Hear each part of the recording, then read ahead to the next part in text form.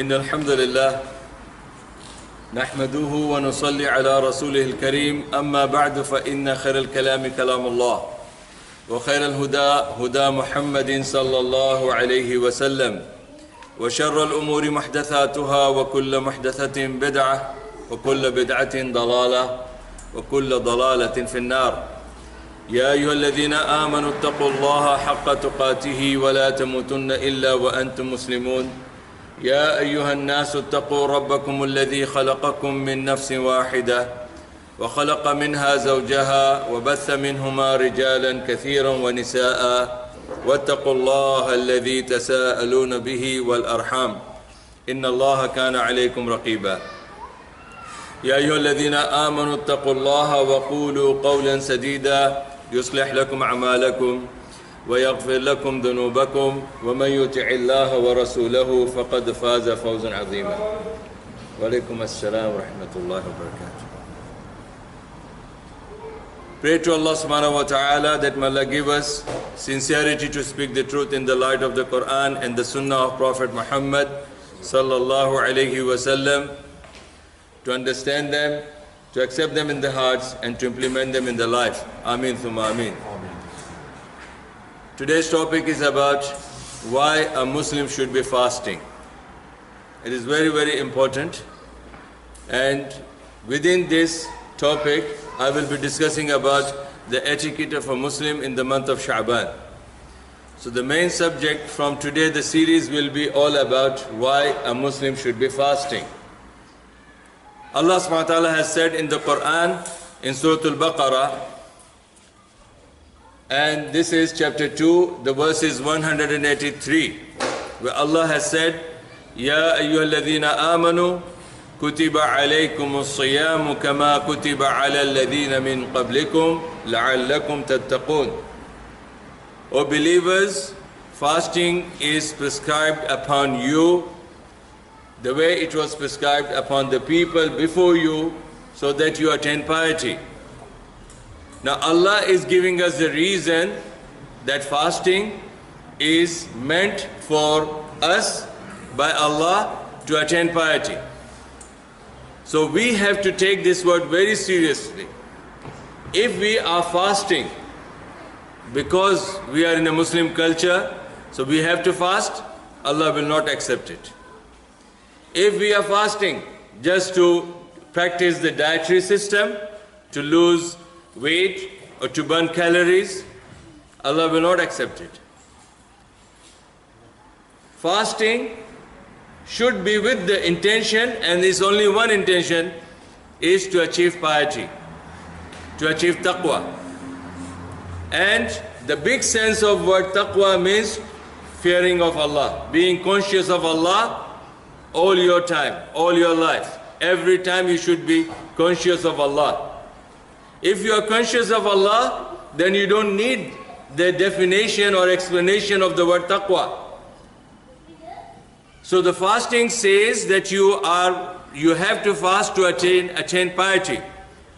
And if a person has not attained that piety, his level of iman and his understanding and thinking of Allah has not changed after fasting for 30 days of Ramadan, praying 5 daily prayers, praying Taraweeh, and if he has not changed, he has not come close to that understanding of being conscious of Allah, then this fasting is of no benefit.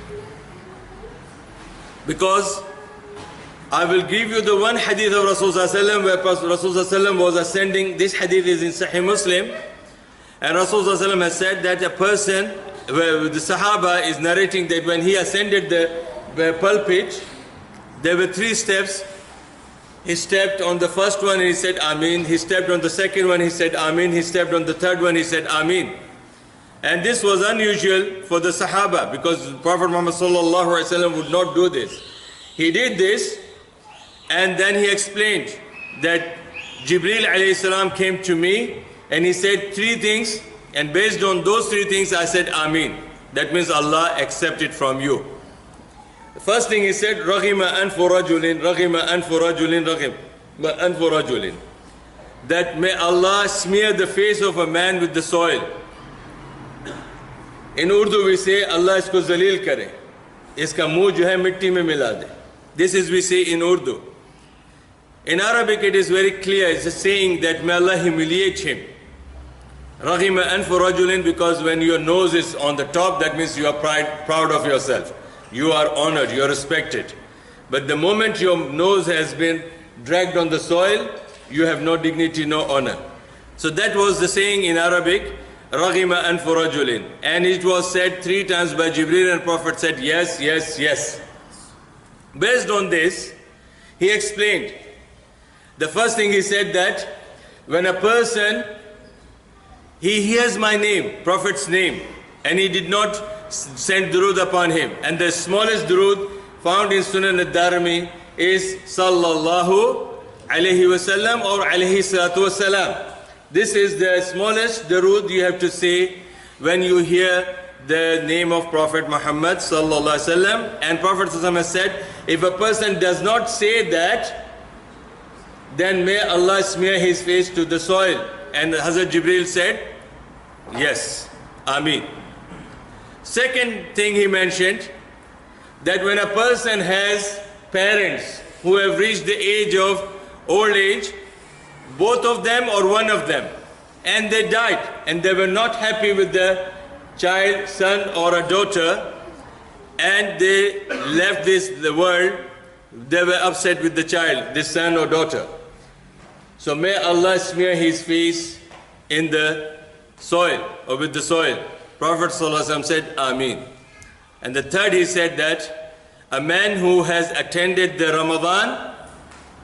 Ramadan came, he lived the 30 days or 29 days of Ramadan, and the Ramadan has left him, yet Allah has not listed him amongst the name of the people of the Jannah in this month, which means he was not included in the list of the people of the Jannah.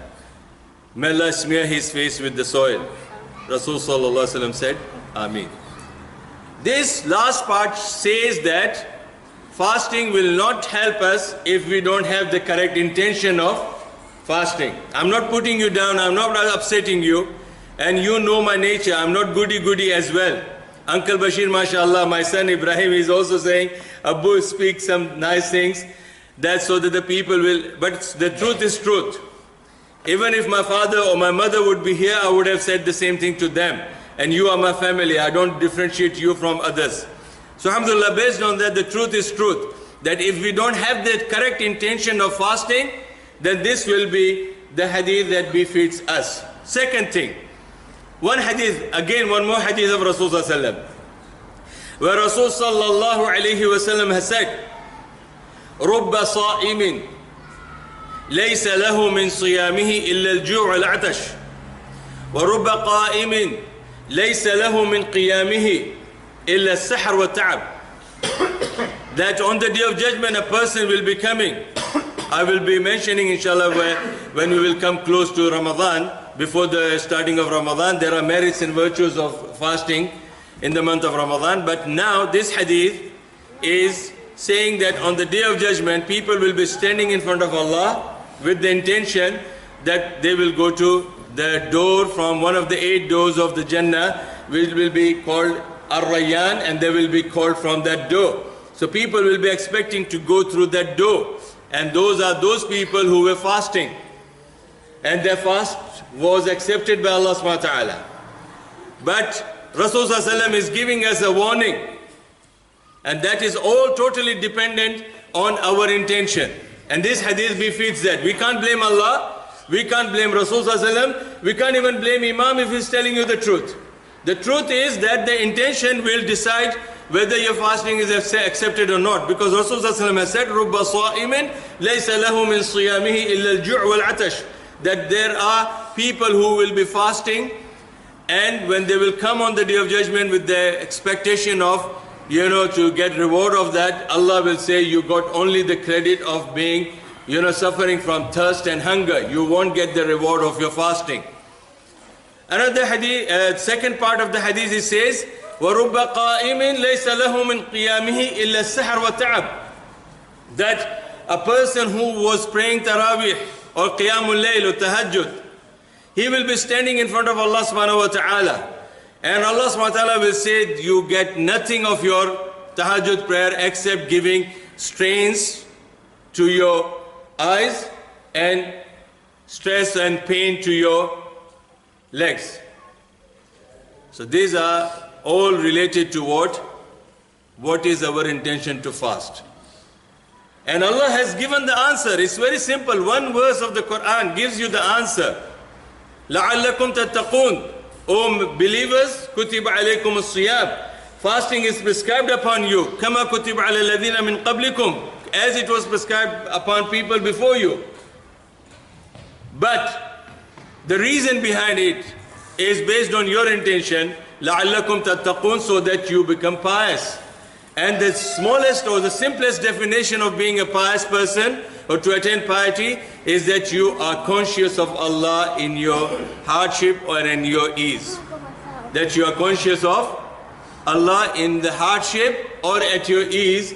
Otherwise, people, Allah has mentioned in the Quran different places, I don't want to go in detail of that. But I'll tell you, Quran says that there are people, when they are at ease, they remember Allah. Sorry, it is opposite. When they are at ease, they don't remember Allah. They think it is their own skills. They think that this is their own, efforts and, intelligence that they made them achieve this life. The moment they are in trouble, they turn back to Allah. And then when they are in need and they are in trouble, Allah has also mentioned about the people, the Quraysh, when they used to travel in the ship. Allah has said that when they are, before traveling, they would serve their gods. And when they are in the ship, in the mid of the ocean, and when the waves, huge waves cover their ship, they immediately da'u Allah mukhlisina lahuddin. Immediately they would remember Allah subhanahu wa ta'ala. Purely Allah, no other gods. So this shows that these are not the people, honest people, that they really believe in Allah. They only believe in Allah when they are thinking, now there is no help for us, and only Allah has to be, turned to for the help. So they will do that. No. If this is our intention, my brothers and sisters, for fasting, then we will not get anything of the fasting. All the merits and virtues. There are more than 20 merits and virtues mentioned in the ahadith, which inshallah, before Ramadan, I will be starting and I'll give you the speech on that. What are the benefits and merits and virtues of fasting. But today I want you to understand that we are in the month of Sha'ban. And according to the Islamic resources, today is the 4th of Sha'ban. So we might have 25 days left for Ramadan to start, or we might have 26 days if it could be 30 days. So, and life is short. Nobody can guarantee that we will really reach by that time. 26 days multiplied into minutes. If you break them into minutes and hours and the seconds, then it is too much. And a life is not even guaranteed for a second. You get one shock, finish, gone. Your wicket is gone. So, waiting for that, before having the correct intention of fasting, this is my main purpose, my brothers and sisters, that why a Muslim should be fasting. This will be our topic, this main topic throughout the series of the Ramadan. And part of that we are talking about Sha'ban, etiquette of a Muslim in the month of Sha'ban.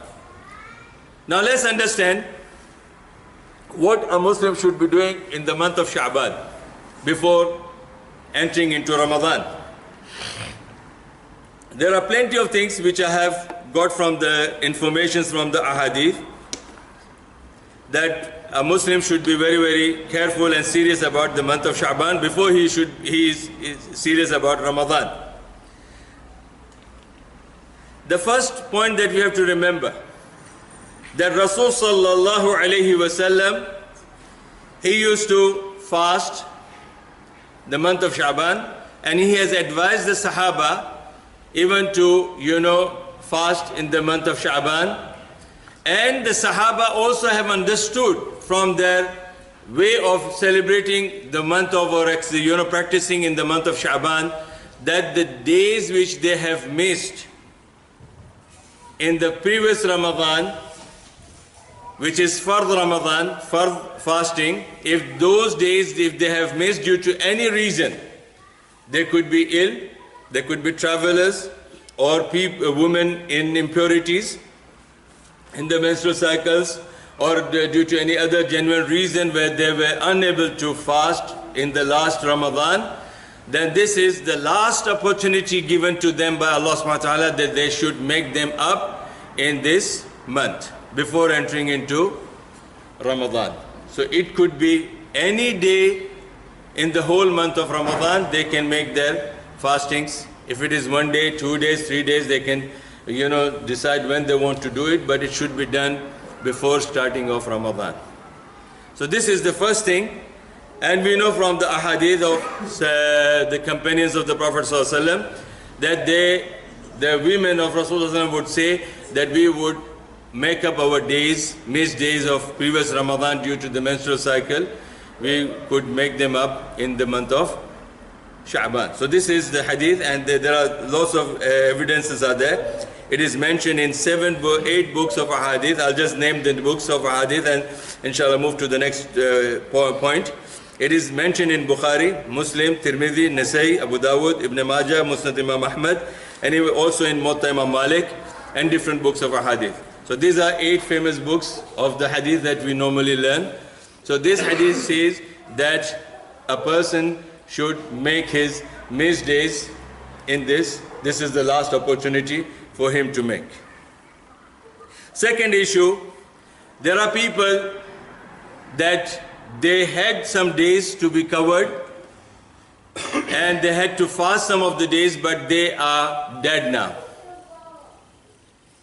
Okay, some of your family members may be uncle, auntie, father, mother, or young person, young woman who had some days to make up, and they are not there today, and they had to make them up.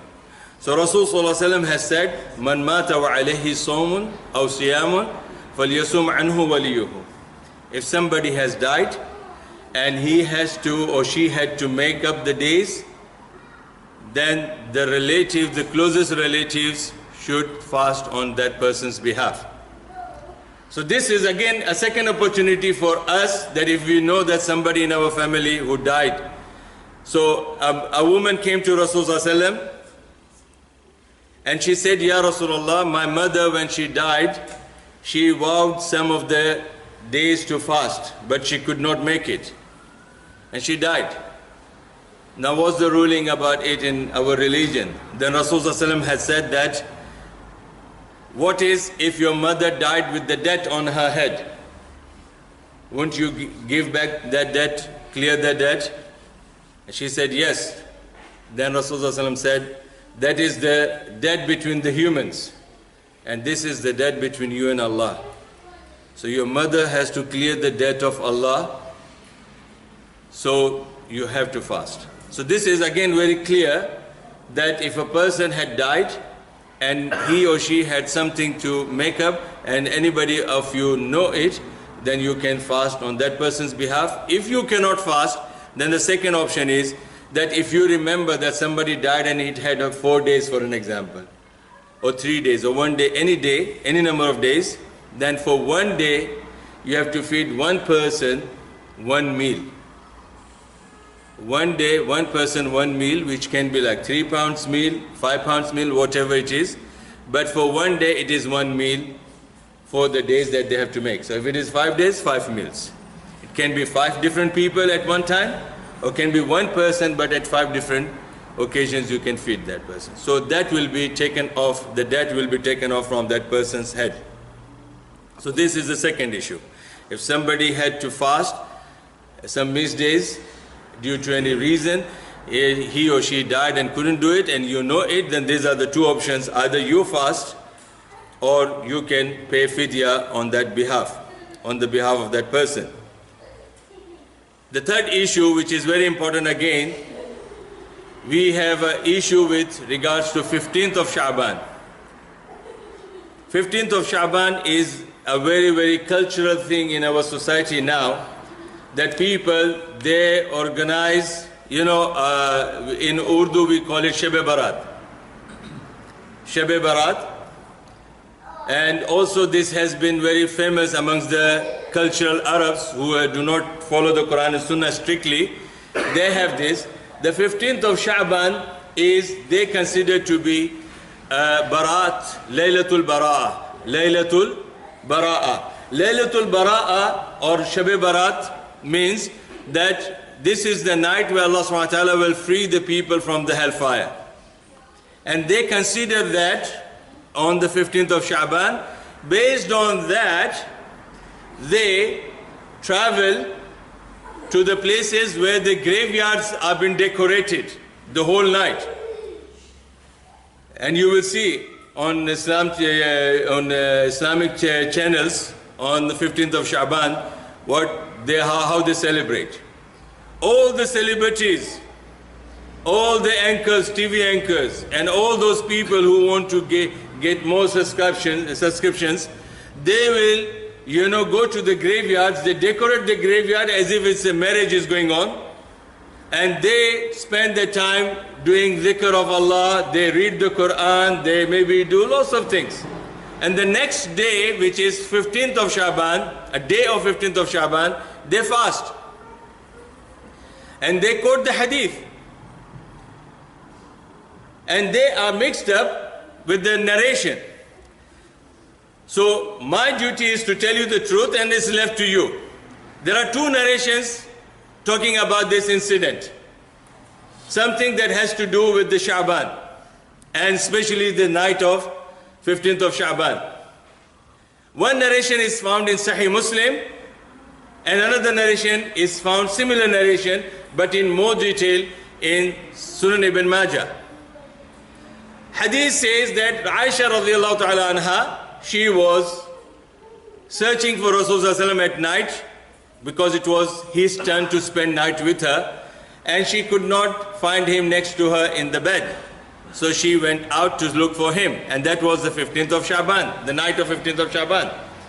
She came to Jannatul Baqi'. This is a Muslim graveyard opposite of Masjid al-Nabawi. She saw that Rasulullah was raising his hands and he was making dua for the people who died, the people who were buried in the Jannatul Baqi'. Prophet finished his dua and he wanted to come back. So Aisha radiallahu ta'ala anha, she didn't want Prophet to know what she was doing or spying on him. Where did he go? Maybe she thought that he might have gone to another woman, another wife.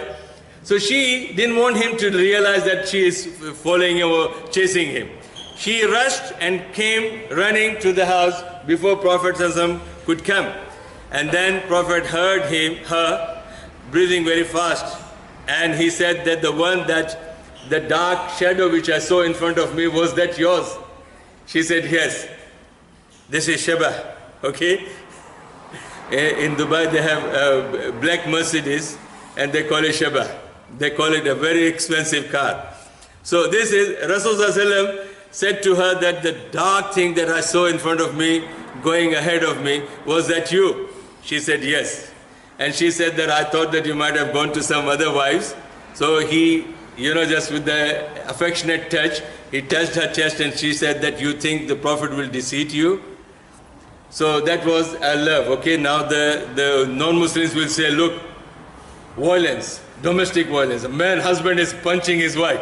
No, this is nothing. If you have got mental, chemical, malfunction in your brain to understand the truth, the love and romance between husband and wife, then we can't help it. This is not, violence or domestic violence that Islam allowed the woman to be beaten by the husband. No, it wasn't a punishment or hitting.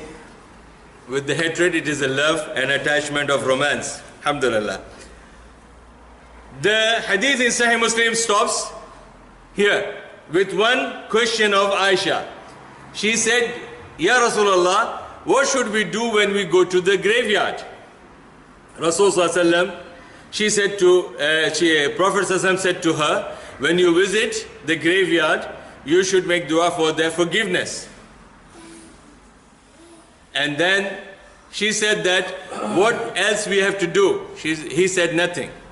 Now this hadith is continued in Sunan Ibn Majah. From here, there is another thing that they have quoted from Rasulullah that he also said to her that this is the night where Allah subhanahu wa ta'ala descends on the first heaven. We have 7 heavens, 7 asman hai, 7 samawat. Allah subhanahu wa ta'ala descends on the closest one, that is to us, the first one to us, and 7th to Allah. He descends on that this night, and he chooses the people, and he forgives all those people that is included in the list from the hellfire.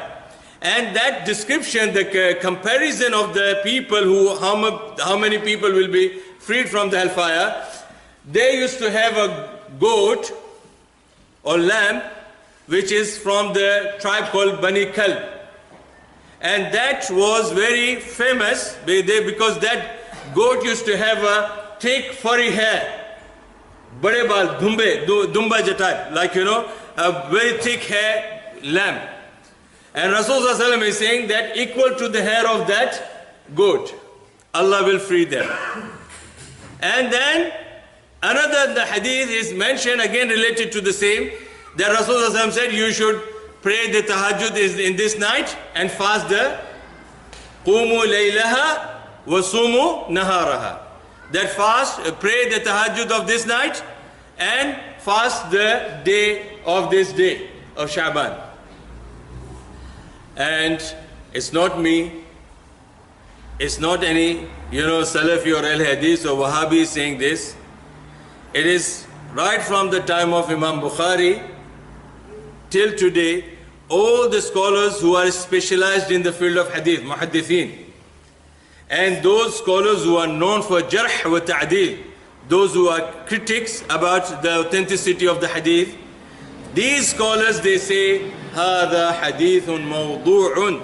This hadith is a fabricated hadith lied upon Prophet ﷺ. The hadith which is in Sahih Muslim, that is authentic, but this hadith which has got all that additional things, they are not. And this is not, again, my brothers, alhamdulillah, I'm not boasting, but if you want to see from the Arabic sources, I have Ibn Majah, I have Sahih Muslim, and I can show to you the same hadith in Ibn Majah where it stops, and in Sahih Muslim where it stops, and what the scholars have said about that. So coming to the conclusion of this hadith, that 15th of Sha'ban, singling out one 15th of Sha'ban and doing any specific ibadah is not from Quran and Sunnah proven by Rasulullah, and especially things happening in the graveyards, that is also not permissible, which inshallah will continue in the next part of the Jummah inshallah. أقول قولي هذا واستغفر الله لي ولكم.